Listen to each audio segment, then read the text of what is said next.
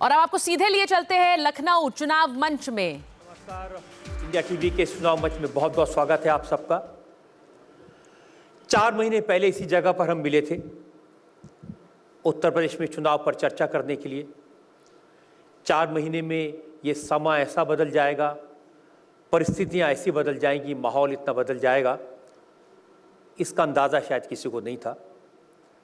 आपको याद होगा कि उत्तर प्रदेश के मुख्यमंत्री अखिलेश यादव यहाँ मौजूद हैं। 4 महीने पहले इसी मंच से उन्होंने कहा था कि मुझे सिर्फ टिकट बांटने का अधिकार चाहिए।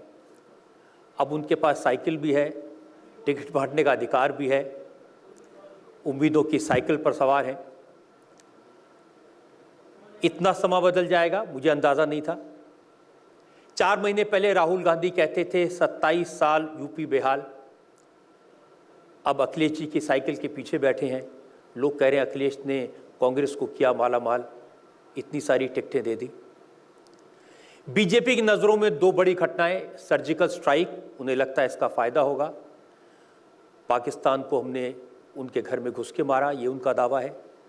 500,000 के नोट बंद हुए, लोगों को लाइनों में खड़ा कर दिया। बीजेपी को उम्मीद है इसका पॉजिटिव असर होगा। अखिलेश जी को उम्मीद है कांग्रेस के साथ जो अलायंस हुआ उससे 300 से ज़्यादा सीटें मिल जाएंगी।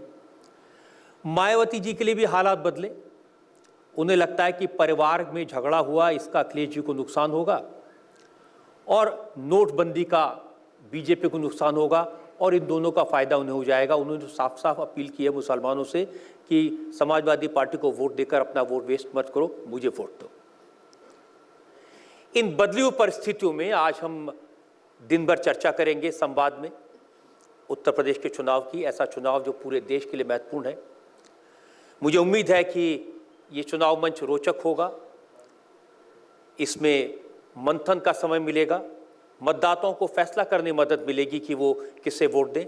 पार्टियों की ताकत का अंदाज़ा लगाने में, उनकी कमजोरियों का और उनकी ताकत का अंदाज़ा लगाने में मदद मिलेगी। आइए आज दिन भर हम मिलकर मंथन करते हैं, विचार करते हैं और शुरुआत करते हैं इंडिया टीवी के चुनाव मंच की। बहुत स्वागत है आपका।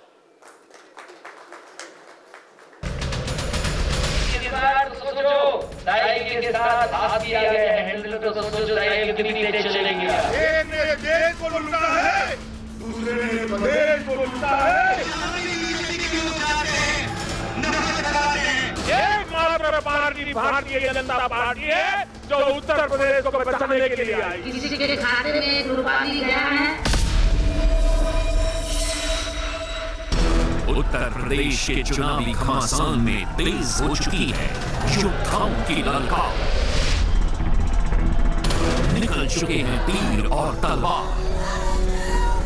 जमहूरियत की सबसे बड़ी जंग में सुनी जा रही है दिग्गजों की हुंकार, क्योंकि बेहद करीब है चुनावी समर का पहला चरण और सूरमाओं की साख का सवाल है यूपी का ये रण। हर तरफ वादों की बौछार है, इरादों की भरमार है। ये लखनऊ की गद्दी के लिए ऐलाने जंग है। हमारे दूध में दरार करने का प्रयास इन कांग्रेस वालों ने किया था। एक तरफ सड़कों पर सूबे की सियासत नाप रही है अखिलेश और राहुल की युवा जुगलबंदी, तो दूसरी तरफ है ताल ठोकती नोटबंदी। तो कहीं है सियासत की बिसात पर अपनी जान सोचती बीएसपी।